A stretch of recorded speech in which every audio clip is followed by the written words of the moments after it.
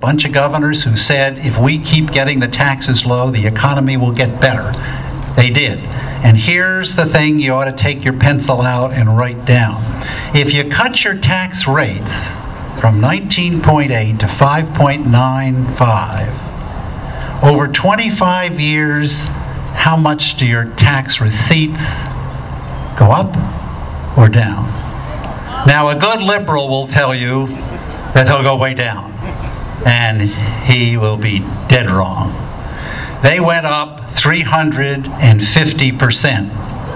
The income tax rates the year before the tax cut went into effect in Delaware were 198 million. By 25 years later, they were 761 million.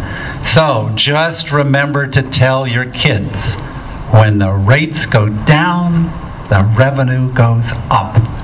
Now you need to tell all your Democrat friends in Washington that, because they don't understand it either, and it's pretty important. Finally, of course, came the deregulation of financial services. We had a wonderful system in Delaware. The legislature, with all due respect to the legislators who are here, the legislature set the interest rates.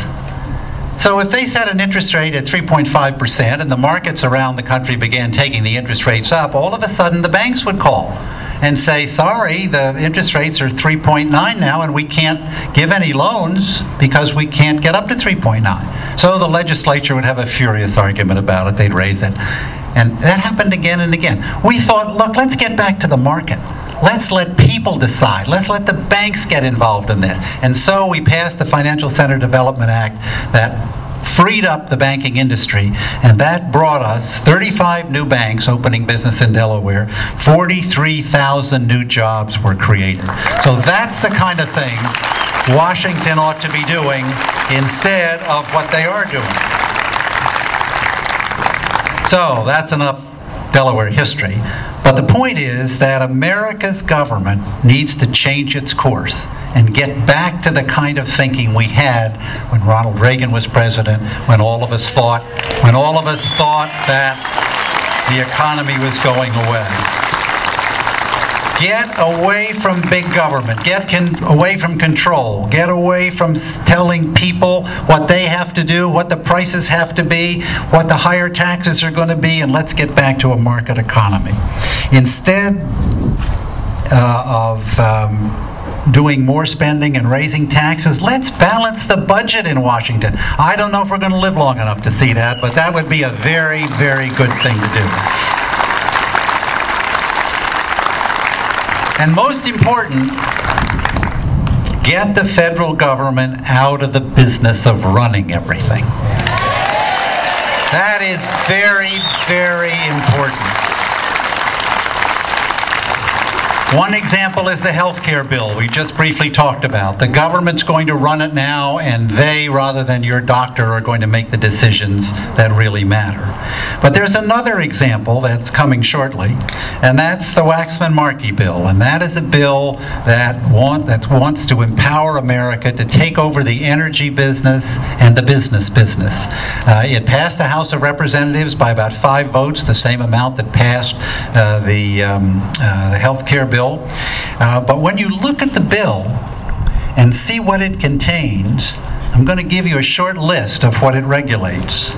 It regulates energy, wages, imported goods, corporations, states, cities, buildings, houses, snowmobiles, lawnmowers, light fixtures, and on it goes. That bill is going to come up, and it's very important that we do some work to make sure it doesn't get enacted, because it's the next Europeanization of America that steps forward after the health care bill, and we got to make sure that that doesn't come to pass. So, one final thought. I have one more statistic for you that maybe you can use here and there, and it was actually in the Rasmussen poll this morning, which just fits right into the end of this speech perfectly.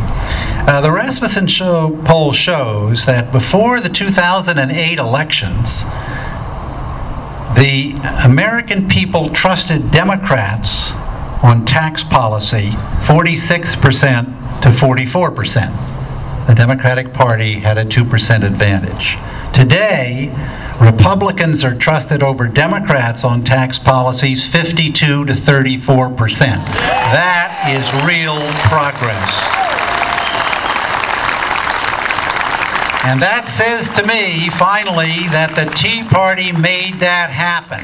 The right arguments are being made, the right pressure's being put on them, and keep doing it. Delaware needs it, America needs it, and I thank you all for all you do about it. Thank you very much.